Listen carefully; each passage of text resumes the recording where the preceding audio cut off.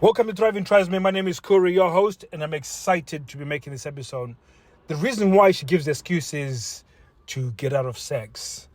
This is one of the most common scenarios that you guys face, especially when initiating sex. And there's a few approaches that are very harmful to the cause. Especially when I was reading, this episode was inspired by a Reddit post. I was reading, and this guy, which is pretty cool, because he wrote what are the excuses that your partner gives, and then he made a list of what his partner gives, and then everybody was writing the different excuses, and a lot of them you've heard them. Got a headache, I'm tired, I'm stressed, the kids are awake, the kids are acting up, all of these other things that a lot of people have heard. But I think for me, the worst one that I read, and I thought this was just taking the fucking piss, was when she said, just want to relax and watch my show, and this was just that sense of you are not priority, and our priorities are elsewhere. Now, a lot of you guys, in this situation because there was no real education in terms of what you need to be doing within a relationship. A lot of these reasons why you're in this situation, especially when it comes to for her to give excuses, is the fact that when you're approaching seduction, you approach it with this, I'm going to ask for sex because I'm entitled to sex because it's a relationship. And there's a part of you that actually feels like you need to earn sex. So your entitlement comes from the sense that you've done all these things around in order to earn sex. Because once upon a time when you were a child or when you're growing up, your mom or anybody who was a caregiver to you didn't validate you and say you were enough the way you are. They made you feel small. They made you feel like you were not worth anything.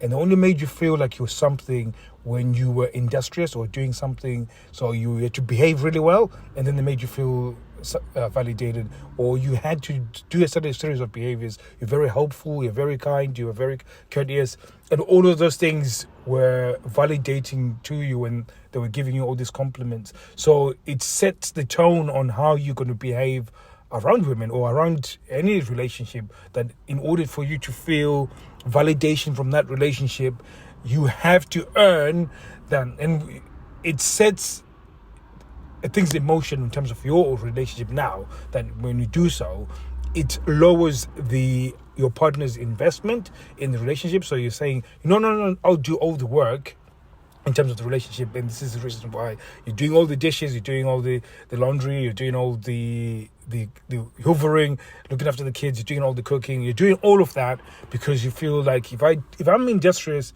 she's going to see who I am and then validate me, and therefore we should be able to have sex.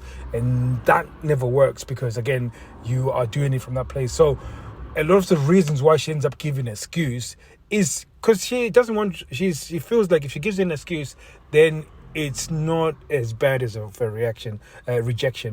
I know that the watching TV was absolutely slap in the face, and I really felt sorry as I read that comment. But you have to see from this perspective that the things that you're doing right now are forcing you to continue within a sexless relationship in terms from a standpoint. So, for example, if you are approaching her and you've lowered any investment from her, generally when you approach and say, "Oh, can we have sex now?"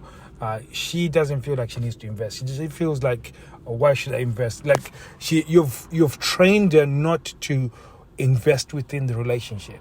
So anything that you ask feels like a burden. It feels like, oh God, I can't believe we have to do this again, because you've trained it not to invest. So it's very important for you to actually start establishing that. So, for example, there are times when, in my own personal life, when my wife is investing and she's struggling and I don't come to the help for it.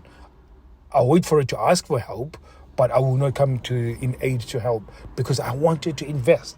I have to allow her to invest because when she does, she values the relationship. In fact, I get more sex now when I can stop and say, "Can you do that for me?" And then sometimes, and every time when I do, she says, "Oh, you're so bossy." But because I'm asking her to do something, it is actually getting her to invest, within the relationship.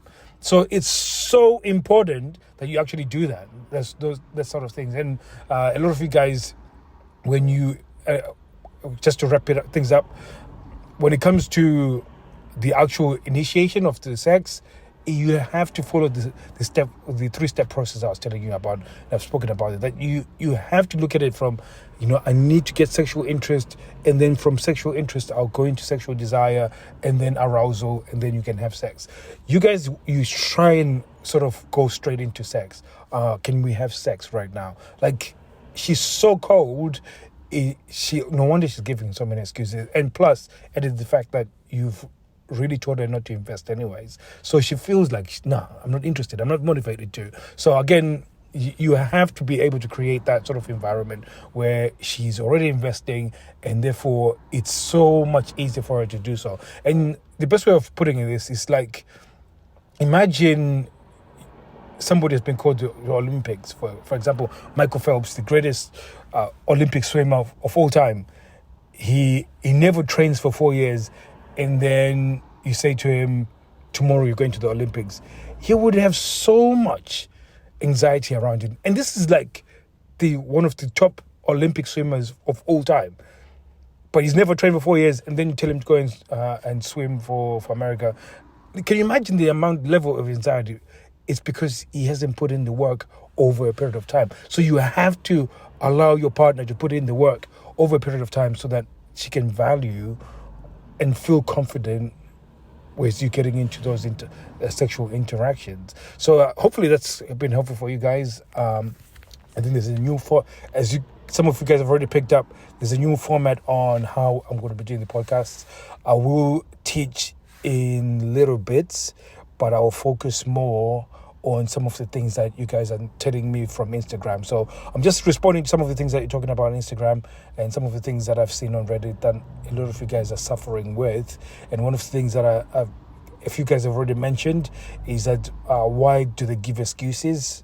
Obviously, we know that they're giving excuses because they're trying to avoid sex, but like, what's the psychology behind it, and what's really causing it? And what's causing it is partially you, and then also partially the approach. So that's the quickest answer around it. So thank you very much, guys. If you want to learn more about this, go to thriving_tribesman, and we'll give you a free seduction blueprint.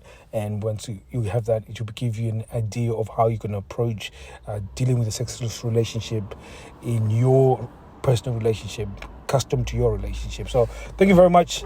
Be seeing you guys soon. Take care.